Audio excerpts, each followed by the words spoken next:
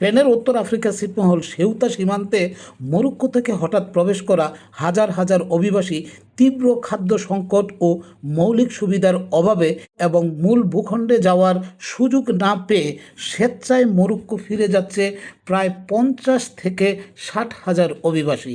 সীমান্ত পার হলেও এর মধ্যে অন্তত 48,300 জনই যাচ্ছেন ফেরত। ফিরে যাওয়ার কারণ ও পরিস্থিতি: খাদ্য ও বাসস্থানের অভাব। সেউতায় পর্যাপ্ত দোকানপাট, সুপারমার্কেট বা রেস্তোরাঁ খোলা না থাকায় অভিবাসীরা চরম খাদ্য এবং পানীয় সংকটে পড়েন। মূল ভূখণ্ডের নিষেধাজ্ঞা: স্পেনের পক্ষ থেকে পরিষ্কার জানিয়ে দেওয়া হয় যে পুলিশ চেকপোস্টে নিজেদের পরিচয় না দিলে সেউতা বা মেনিলা থেকে স্পেনের মূল ভূখণ্ডে যাওয়া সম্ভব নয়।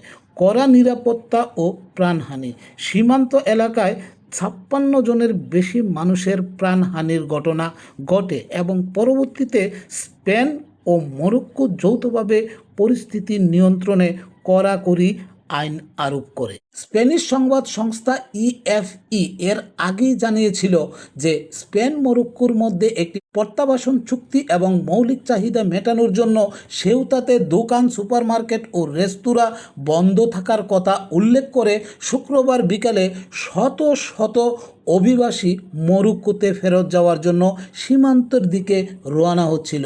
সমুদ্রপথে আরও আগমন ঠেকাতে স্পেনের সিভিল গার্ড এবং সেনাবাহিনীর 54 নম্বর রেগুলারেস গ্রুপকে তারাজাল সৈকত এলাকায় বরাবর মোতায়েন করা হয়েছিল।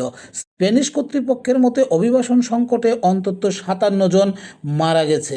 স্পেনের প্রধানমন্ত্রী প্রাদো সানচেস শুক্রবার সেউতাতে বৃহস্পতিবার থেকে অভিবাসীদের গণ আগমনকে একটি আক্রমণ এবং স্পেনের ভূখণ্ডগত অখণ্ডতার লক্ষণ হিসাবে বর্ণনা করেছেন এবং যত দ্রুত সম্ভব স্বাভাবিক অবস্থা ফিরিয়ে আনার প্রতিশ্রুতি দিয়েছেন। Saeed Ranju, spotlight news 24।